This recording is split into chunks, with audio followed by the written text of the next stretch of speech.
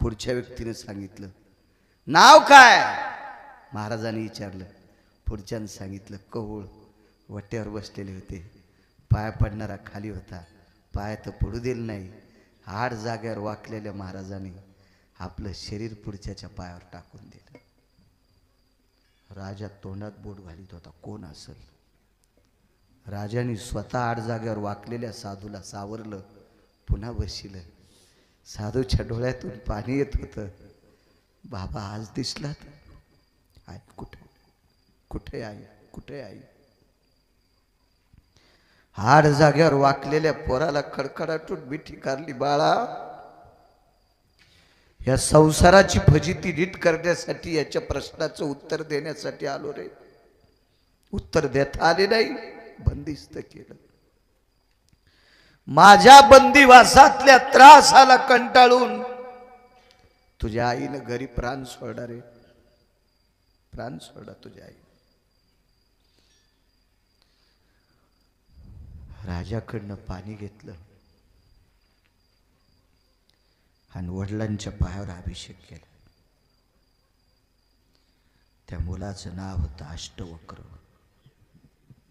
अष्टवक्र. वाकडा कोणामुळे झालता माहिती? बापामुळं. बापाच्या चुकीमुळं पोरग वाकडं झालतं. बापानं शाप दिल्यामुळं पोरग 8 जाग्यावर जरी वाकडं झालं तर विश्वातला ज्ञानी अष्टवक्र एका बापाला नाही सोडलं. जगातल्या कितीतरी विद्वान बापांना वरुणाच्या प्रश्नातून, बंदीच्या प्रश्नातून सोडवलं. एवढा विवेक संपन्न, पण बापाच्या पायावर डोकं ठेवलं. वैकुंठवासी माधव महाराज मगर हे चरित्र सांगत असताना 3 पानाचं चरित्र आहे. अगोदर बापाच्या एकाच पायावर अभिषेक केला. एका पायावर अभिषेक केला. तर विद्वान लोकांनी विचारलं, दोन्ही पायावर अभिषेक का नाही? एकीकडचा अंग माझ्या आईच आहे, अर्धांगी पार्वती सुमनाच्या बाळा. पुरुषाचा अर्धांग स्त्रीचा असते. जिकडचा भाग स्त्रीचा अंग आहे त्या पायावर अभिषेक केला. आई तर गेली बाबा, पण जिचा अर्धांग तिचा आहे त्या पायाला अभिषेक केला. काय निष्ठा हो, काय प्रेम. आणि त्या मैनावतीच्या चरणावर गोपीचंदानं डोकं ठेवलं. यमधर्म रडत होता. इथपर्यंत आणतो ना आपण. चला पुढे आता.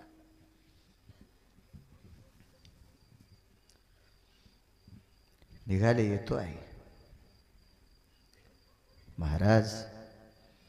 मुक्तचंदाच्या डोक्यावर हात टेका. पण किती विद्वान महाराज. आता जोगी झालो, पोराचं नातं संपलंय, आता पोरग म्हणायचं नाही जोग्यानं. त्याला आशीर्वादाची गरज असेल तर बाहेर येईल. मुक्तचंद बाहेर आला आणि गोपीचंदाच्या चरणावर डोकं ठेवलं, डोक्यावर हात ठेवला. बाळा, तुझे आजोबा जसे प्रजेचं पालन करत होते असं प्रजेचं पालन कर. असं नाही म्हणले, मी जसं प्रजेचं पालन करीत होतो. इथं चौकटीतून सुटला असता राजा. लोक म्हणले असते याचा खोटा संन्यासी. लोक लोक आग्या मोहळाच्या माश्या आहेत. हो, आग्या मोहळाच्या माश्या आहेत लोक. काही काही तर कोत्या मोहळाच्या माश्या आहेत. कोते मोळ कळतं कोण? सावकार. तुम्हाला साव करायला कोते मोळ कुठून कळणार?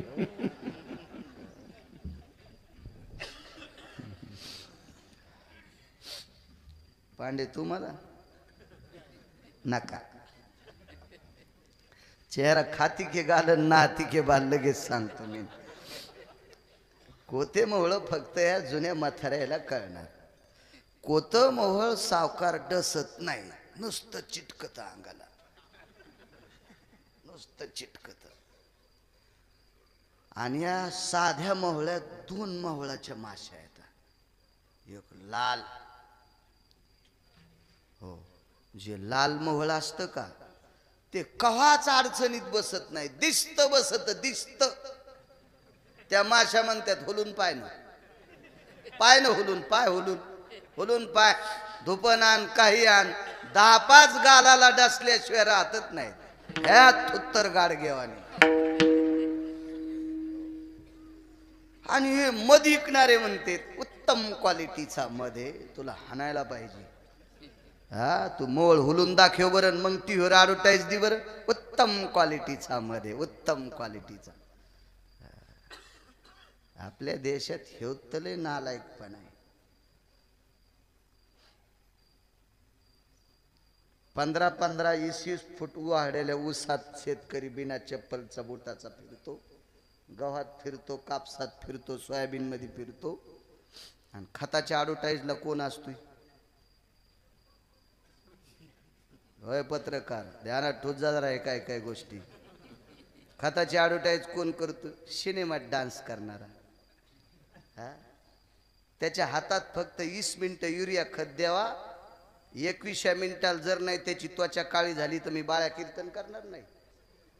आणि त्याच्या हातानं खताची ॲडव्हर्टाईज, त्या कंपनीवाल्याला हाणायला पाहिजे.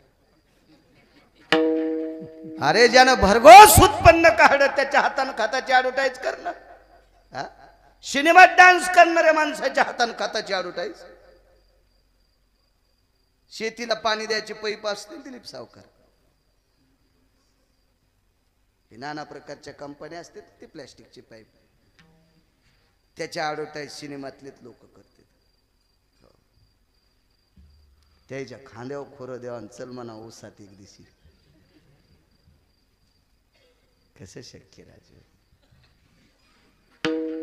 हेच नेमकं काम झालं. असं जाऊ दे, त्याच्यामुळे आपण पाठीमागे आहेत, त्याच्यामुळे आपण पाठीमागे.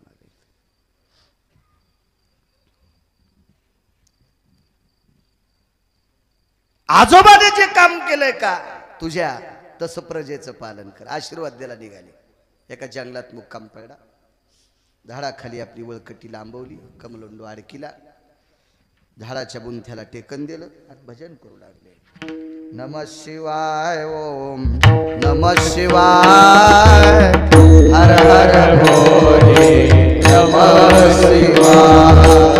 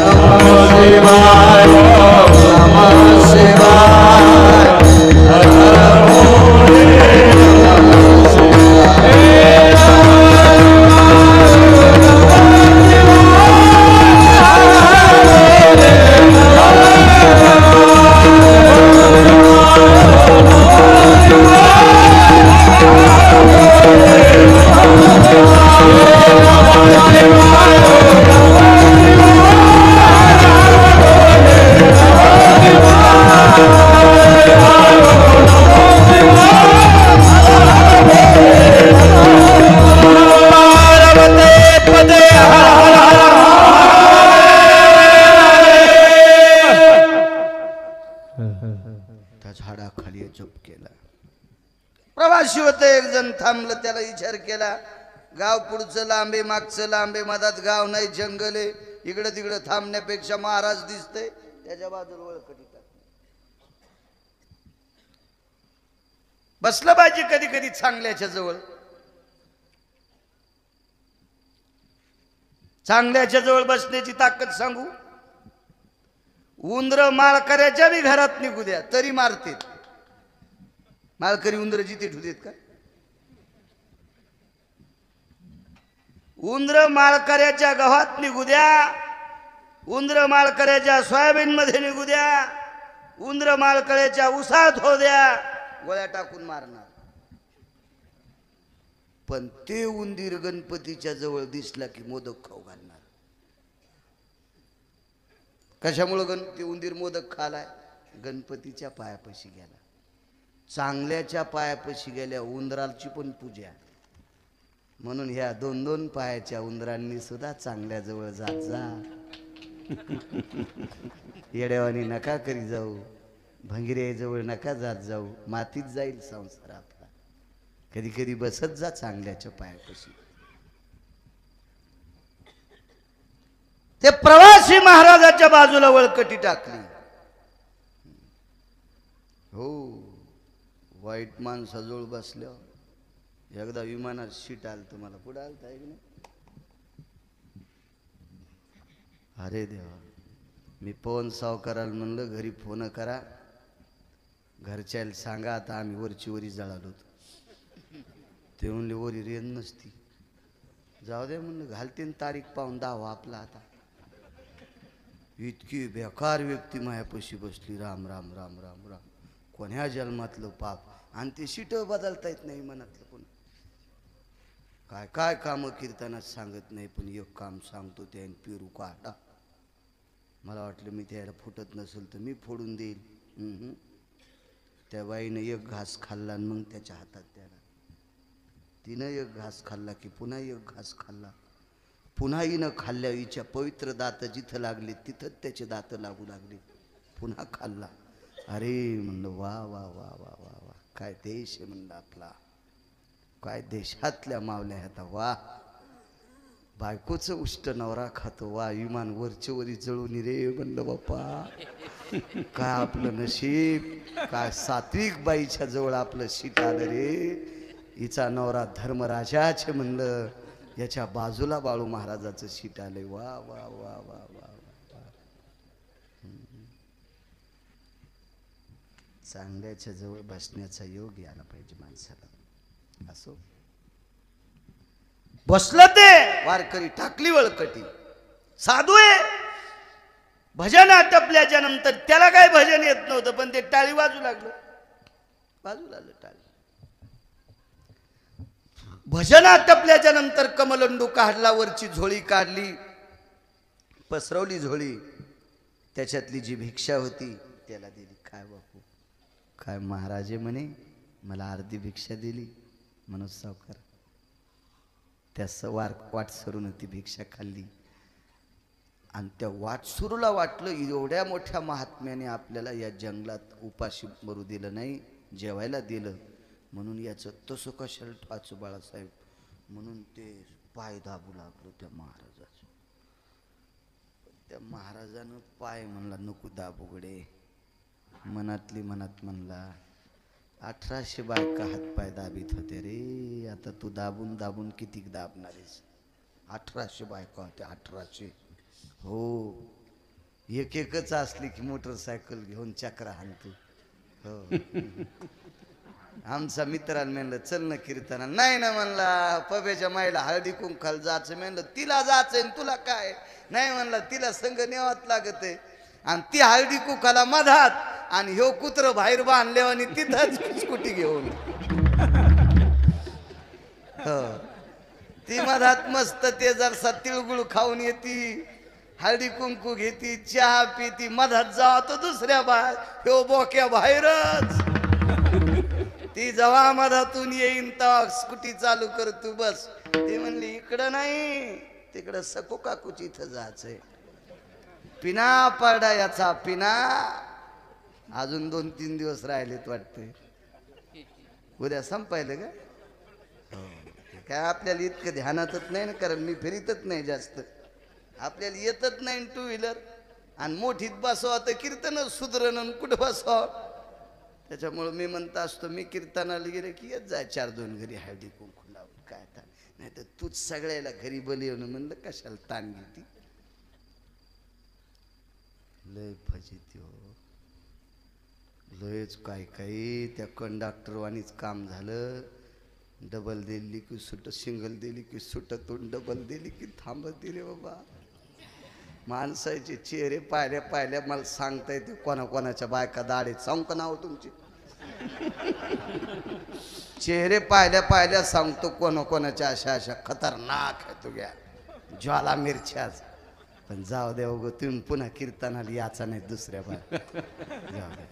आणि मालकाला किती त्रास देतात तुम्ही. 8 जणी उठा बरं. पटकन उठा, पटकन. माग पाहायचं नाही. उठा, नाव घेईन मी पुन्हा. उठा उठा उठा, पटकन उठा. दिलीप सावकार जाऊ द्या एवढ्या वेळेस आता. होय गोदमगावकर मामा एवढ्या वेळेस जाऊ द्या. टावकारल्या होत्या दोघी तिघीला घाम आलता, पुसायलेत ना त्या. काय त्याला वाटलं मेला घेतो का नाही आमचे नाव. नाही पुसा उगा अनग ताणी घाम पुसा पुसा. काय माझ्या माईनं अहो मालकाची सेवा करणं त्याच्यासारखा परमार्थ जगात कुठलाच नाही ग माझ्या माईनं. कुठलाच परमार्थ नाही. फार मोठी ताकद आहे. पाय दाबू लागलं हे नको म्हणे सेवा. बोलेवर साहेब नको म्हणले ती सेवा, पण ऐक ना. सेवा केली थोडा वेळ.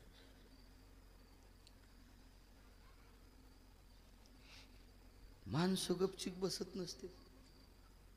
म्हणून मला वाटतं काही लोक कोणाला बोलत नसतील. प्रवासात काही लोक असे बोलत नसतील. ते काही ठिकाणी बोलू नये.